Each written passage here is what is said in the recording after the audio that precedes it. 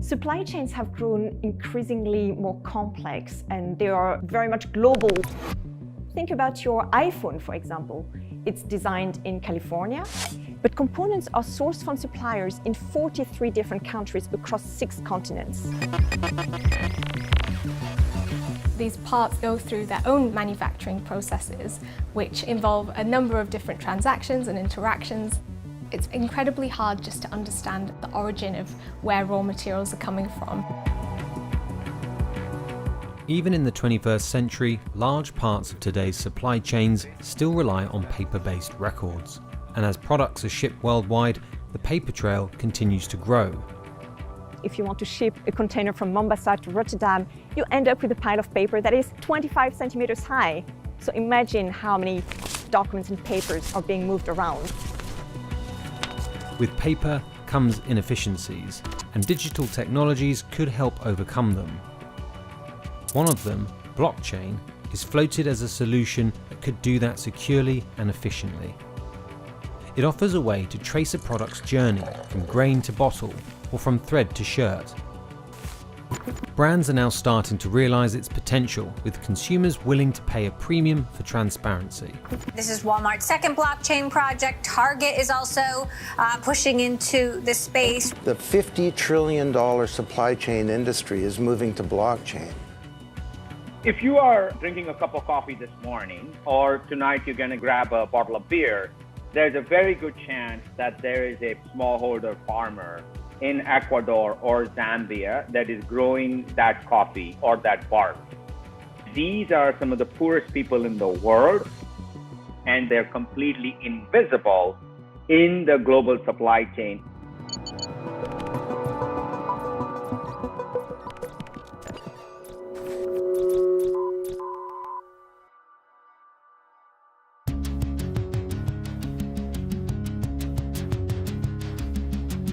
Almost everything we buy has passed through a supply chain. These vast networks are responsible for transforming raw materials into products and getting them into customers' hands. Yet for most of us, they remain hidden. The upstream parts of supply chains are the most obscure and hardest to untangle. This is where the production begins, usually with a person that gathers the raw ingredient, a miner, a fisherman, or a farmer. There is no way you can trace it back to a mama farmer and ensure that the mother got paid. Typically, what happens if I am that smallholder farmer and I sell my coffee, cacao, barley to the buying center, is I might get a paper receipt, I might not get a paper receipt. Because it is all cash, I'm never able to build a history that allows me to improve my crop because nobody trusts me. From the brand's perspective, if you really want your supply chain to be traceable and transparent, you do need to know who the farmer is, and blockchain can do that. Bitcoin started as an open source project in 2009, and it's a blockchain was first used to power Bitcoin, and it's often mentioned in the context of cryptocurrencies. There is this proposition that the technology behind Bitcoin is going to take off exponentially. It's important to keep in mind that blockchain is not Bitcoin. Bitcoin is an application of blockchain technology, just like the email is an application of the internet. The term blockchain is used to refer to distributed ledger technology. Blockchain is a decentralized digital registry where every participant in the network holds an exact copy of it. In the case of the supply chain, it can keep track of price or who owns what, but it can also include information about weight, geolocation, and quality, among many other details. Companies using digital databases can do the same, but blockchain is more resistant to tampering because of the sheer number of copies of the data. Every time there's additional input, a new time-stamped block of data is created, encrypted, and linked chronologically in a chain. A copy of this block is then distributed to all the devices across the network and can be accessed via an app, a QR code, or even a text message. The decentralized nature of blockchain allows companies to reduce their risks of data loss, corruption, data fraud, as essentially there isn't an intermediary body like a government or a bank or a third party that manages this data. Given that everybody has the same information, it creates this general level of trust amongst them that the information is true, it's validated, and it's trustworthy. In the supply chain, blockchain acts like a digital twin of a physical product, most often anchoring to its QR code, a barcode, or an RFID tag, things that some industries were already using to track their assets. So what happens is when data is tracked through these sensors and tags, it's automatically sent to a blockchain. This adds a level of operational efficiency to supply chain operations, which saves a lot of costs for businesses. For a while now, businesses have been trying to use various digital technologies to optimize their supply chains, but blockchain offers an added level of security. With standard technologies, if you digitize a trade document, you can very easily copy it. A bill of lading is actually a document that shows that you're the owner of the goods. So it's a very, very important document in international trade. And there have been attempts to digitize bills of lading for decades now, but the adoption rate remains very low. There were some massive fraud scandals in Asia because an electronic bill of lading was used twice for financing. With blockchain, you have the guarantee that there is what is called no double spending, that this bill of lading cannot be used twice for financing because it proves the authenticity of the trade document. So for all these reasons, blockchain has generated a lot of interest for supply chain management and international trade. It's really hard to say whether blockchain has moved beyond the hype completely. Right now the sort of stage of the projects that we're seeing are mainly at pilot stages. But what I will say is that I think blockchain is being recognized as a really important technology for supply chains. Blockchain is being used by a number of big companies, big retailers, big shipping companies. The fashion industry is using blockchain, especially luxury brands or really fashion brands who want to make sure that the products that are being sold are not counterfeit. And now I scan, click, and the magic it's happens. authenticated.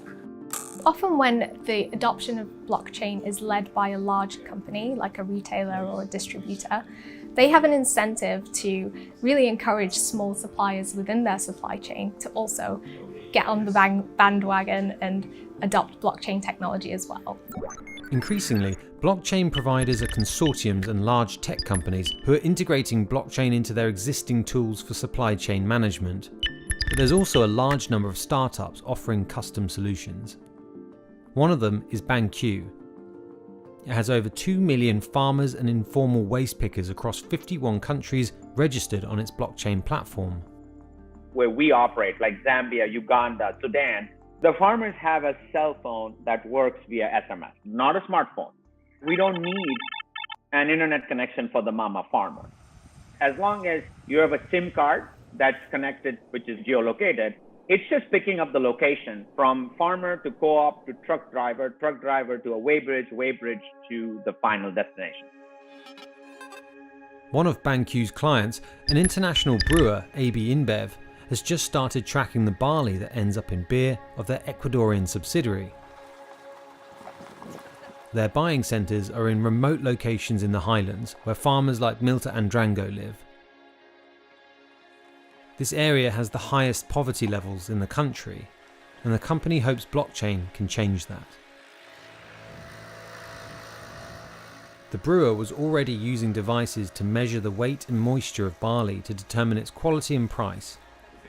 BanQ doesn't need any additional technology, it just taps into these devices. The app on the buyer's smartphone gathers this data via Bluetooth, and only a low-grade internet connection is needed to send it to the cloud where it gets added to blockchain.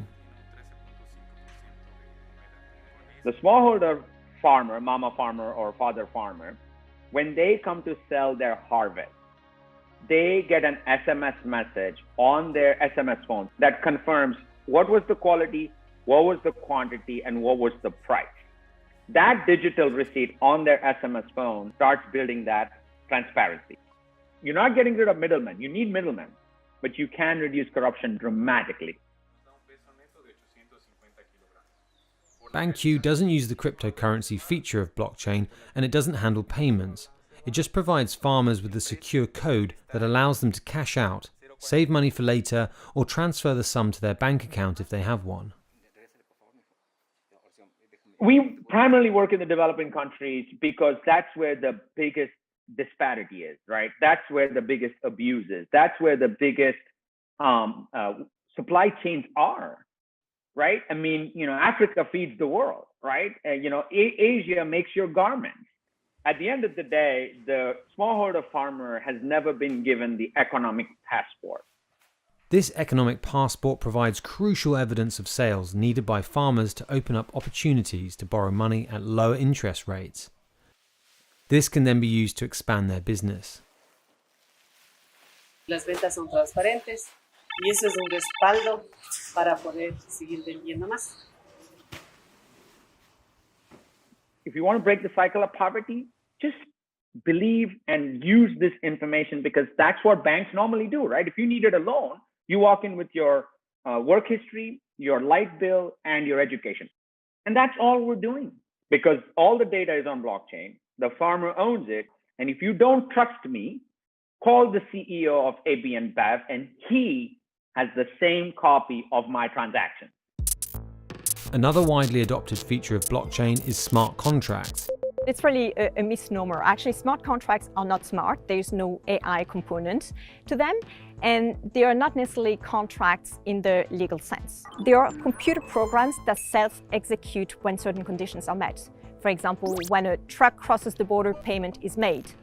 Or when a price reaches a certain level, then an indemnity is being paid. So smart contracts can actually be used to automate any type of transaction. Using parameters that have been gathered, smart contracts can also help to automatically determine a price, safeguarding smallholder producers. This is actually validating the quality of the crop. So when you put in a parameter, the system says, hey, this is out of range, or this is in range, and this is the fair price that you should get. So you can game the system.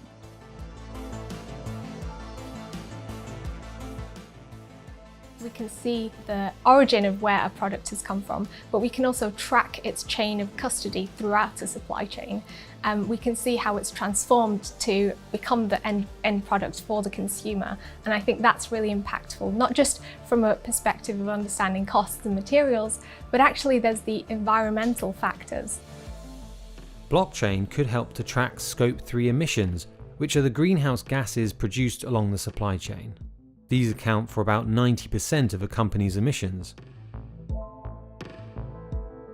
But despite its potential to increase transparency and reduce corruption, exploitation and emissions, blockchain is not a silver bullet.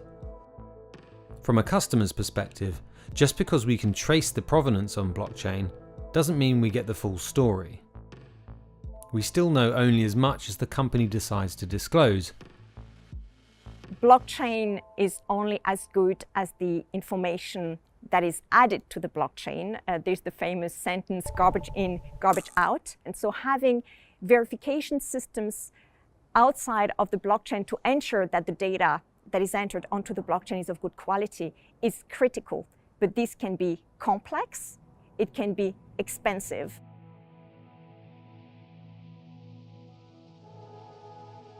Even though blockchain is not the only way to prove the origin or authenticity, there's increased interest by brands in using a technology that can help to build consumer trust, something that's increasingly important. A study by IBM showed that over 70% of people who find traceability very important are willing to pay a premium to companies offering it.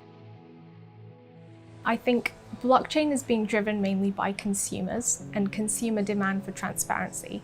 That's one of the big driving factors of blockchain right now. And so unless there's that incentive to really provide proof that products within that supply chain have been ethically sourced, sustainably produced, then I don't think companies are really pushing to use blockchain. The existing systems that they have can do the job.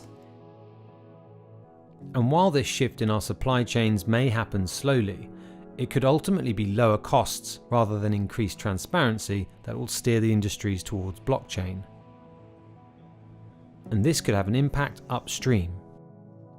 Farmers, through this SMS message, now have a different experience when they're sitting with the bank, when they're sitting with the seed company, because they're not looked at as a number with a piece of paper that crumples. And the best example is, you see this mama farmer who all her children are in school today. They have running water in their house, right?